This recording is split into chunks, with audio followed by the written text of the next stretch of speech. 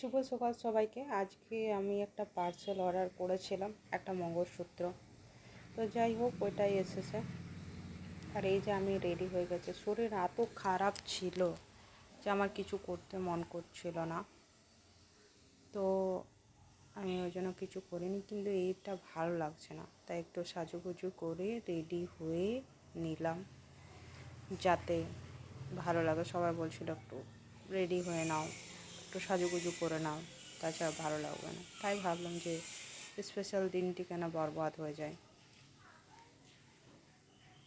এই যে আমি চলে যাচ্ছি। এই দিনটা স্পেশাল কেন সেটা তো দেখতেই পাচ্ছ।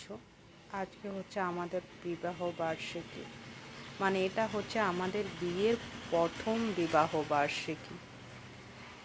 ঠিক আছে, অনেক ভেবেছিলাম যে এই দিন আমি একটু শাড়ি পরবো, রেডি হব। তো আজ শরীরটা সকাল থেকে খুবই খারাপ ছিল, তার জন্য কোনো কিছুই করতে পারিনি। আর এই যে আমাদের কেক চলে এসেছে, তাই সমস্ত কিছু আমরা রেডি করছি। এই যে মিষ্টির প্যাকেটে মিষ্টিগুলো প্লেটের মধ্যে সাজিয়ে সাজিয়ে রাখা হচ্ছে। মোমবাতিটা জ্বালিয়ে নিচ্ছি।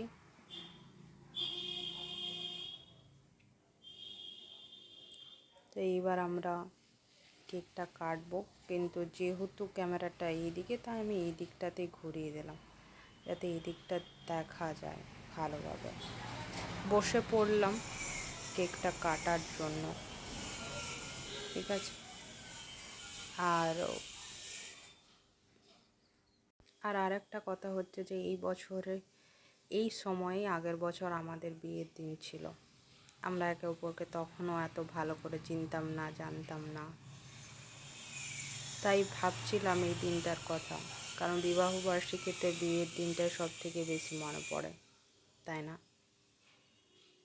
এই দিন প্রথম আমি এই বাড়িতেও এসেছিলাম। তো যাই হোক, তখন সমস্ত কিছুই আমার কাছে অপরিচিত, অচেনা ছিল। সত্যি কথা বলতে গেলে বিবাহ বার্ষিকী আর বিয়ের শাড়ি আমাদের কিন্তু আমাদের বিয়ের দিনটাকে মনে করিয়ে দেয়, তাই না? আর বিয়ের দিনটা মনে করলে সত্যি ভালো লাগে। যাই হোক, এই দিনটাতেই এই মানুষটার সাথেই আমার প্রথম বন্ধন হয়েছিল। এরপরে আমাদের খাওয়া দাওয়া স্টার্ট হয়ে গেছিল। আমি কিছু খেতে পারিনি।